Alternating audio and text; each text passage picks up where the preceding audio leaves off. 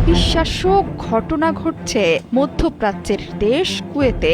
এমন পরাজয় নিশ্চিতভাবেই ইতিহাসে খুব কম দেখেছে মার্কিন যুক্তরাষ্ট্র।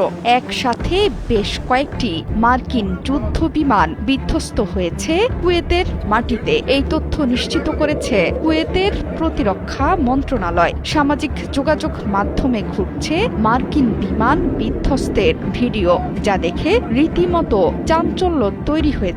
মনে করা হচ্ছে এভাবেই যুদ্ধের মোড় ঘুরিয়ে আবার উঠে দাঁড়াতে সক্ষম হবে তেহরান। সোমবার কুয়েতের আকাশে ঘটে অবিশ্বাস্য এই ঘটনা। মার্কিন গণমাধ্যম সিএনএন থেকে শুরু করে আন্তর্জাতিক সবগুলো গণমাধ্যমে গুরুত্ব দিয়ে প্রচার হচ্ছে কুয়েত প্রতিরক্ষা মন্ত্রণালয়ের দেয়া বার্তা।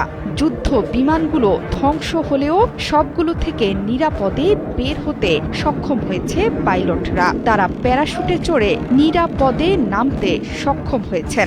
ঘটনাস্থলে উদ্ধার অভিযান চালাচ্ছে উদ্ধারকর্মীরা। যুদ্ধ বিমানের পাইলটদের হাসপাতালে পাঠিয়েছে কর্তৃপক্ষ।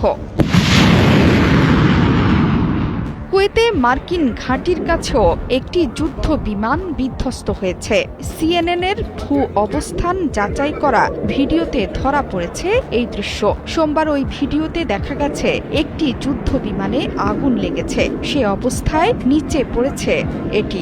কুয়েতে যুক্তরাষ্ট্রের আল সালেম বিমান ঘাঁটি থেকে 10 কিলোমিটার দূরত্বের মধ্যেই এই ঘটনা ঘটে। যুদ্ধ বিমানটি যে F-15 সেটি নিশ্চিত করেছে বিভিন্ন গণমাধ্যম। এমনকি ইরানও F-15 ফাইটার জেট গুলি করে ভূপাতিত করার কথা জানিয়েছে।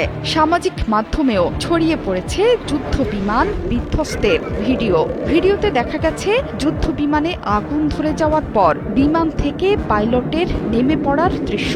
একটি F-15 ফাইটারের মূল্য প্রায় 100 মিলিয়নের বেশি। ইরান যদি সত্যি এগুলোকে ধ্বংস করে তাহলে যুদ্ধের গতি প্রকৃতি বদলে যাবে। এর মধ্যেই ইরান জানিয়ে দিয়েছে মার্কিন যুক্তরাষ্ট্রের সাথে কোনো চুক্তি করবে না, যুদ্ধ হবে ময়দানে। ইরান সেই প্রমাণই রাখছে প্রতি মিনিটে মিনিটে। F-15 এর মতো বেশ কয়েকটি যুদ্ধ বিমান যদি ভূপাতিত হয় তাহলে এই যুদ্ধে ইরানের বড় বিজয় লেখা হবে ইতিহাসের পাতায়।